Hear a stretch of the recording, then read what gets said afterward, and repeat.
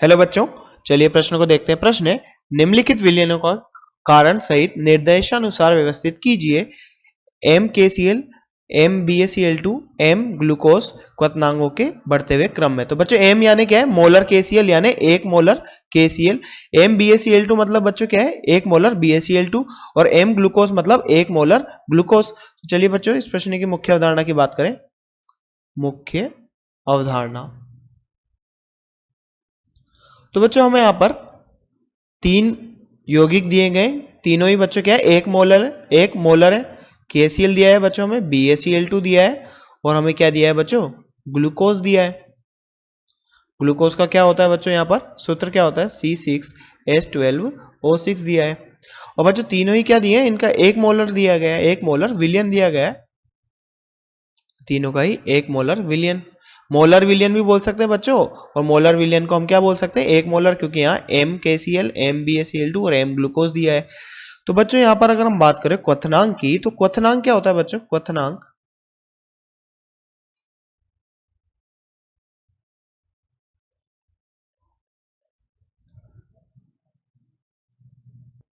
क्वथनांक तो बच्चों क्वथनांक किसके समानुपाती होता है बच्चों? विलेय के जो अव या फिर हम बोल सकते हैं बच्चों कैसे?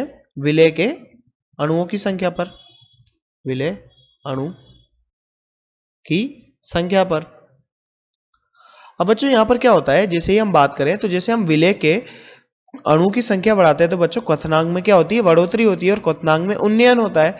तो बच्चों यहां पर विलेय के अणु की संख्या जिसमें ज्यादा होगी उसमें उसका क्वथनांक अलग अधिक होगा। तो बच्चों हम बात करें क्वथनांक की, तो डेल्टा TB बराबर IKBM। तो बच्चों ये क्या होता है? ये वाष्प दाब में, या फिर हम बोल सकते हैं बच्चों क्वथनांक में उन्नयन।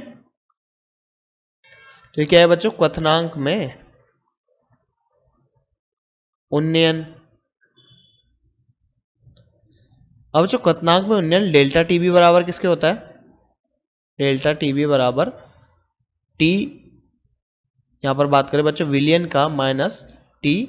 तो बच्चों ये क्या है? विलियन का क्वथनांक बिंदु, विलियन का क्वथनांक बिंदु। और ये बच्चों क्या है? शुद्ध विलायक का क्वथनांक बिंदु, शुद्ध विलायक का क्वथनांक बिंदु। तो बच्चों यहां पर क्या होता है? जैसे ही यहां पर विलेय के अणुओं की संख्या बढ़ाते हैं तो बच्चों क्वथनांक बढ़ता है, यानी विलियन का जो क्वथनांक बिंदु है बढ़ता है। और आई बराबर क्या है बच्चों? यहां पर वांट ऑफ कारक, वांट ऑफ कारक। और बच्चों यहां पर ये क्या है? वांट ऑफ कारक है। और बच्चों यहां पर केबी बराबर क्या है? मोलल उन्नयन, मोलल उन्नयन स्थिरांक। और एम क्या है बच्चों? यहां पर मोललता। तो बच्चों आई बराबर क्या होता है? वियोजित, वियोजन के पूर्व विलय के मोल, या फिर मोल वियोजन के पश्चात मोल, पश्चात मोल। बच्चों यहां पर मोल किसके होंगे? विलय के। और वियोजन के पूर्व, वियोजन के पूर्व मोल। तो बच्चों यहां पर अगर हम बात करें तो KCl K प्लस और Cl माइनस में टूटेगा। BaCl2 बच्चों हमें दूसरा यौगिक दिया है, ये Ba plus plus 2Cl minus में टूटेगा। और बच्चों ग्लूकोज अवियोजित होता है, ये ग्लूकोज वियोजन नहीं करता, ग्लूकोज का वियोजन नहीं होता। तो बच्चों यहाँ पर सबसे ज्यादा मोलों की संख्या किस में है? BaCl2 में। तो बच्चों इसका I ज्यादा होगा, I ज्यादा होगा तो बच्चों यहाँ पर डेल्टा TB ज्यादा होगा, और डेल्टा TB ज्यादा होगा तो बच्चों TS ज्यादा होगा। और यही क्या है यहाँ पर? विलयन का क्वथनांक, का क्वथनांक। तो बच्चों 1 मोलर, या फिर हम बोल सकते हैं 1 मोलर BaCl2 का बच्चों जो यहाँ पर क्वथनांक होगा वो सर्वाधिक होगा। फिर बच्चों उसके बाद क्या आएगा यहाँ पर? दूसरा 1 मोलर KCl का, और तीसरा बच्चों यहाँ पर 1 मोलर ग्लूकोज का।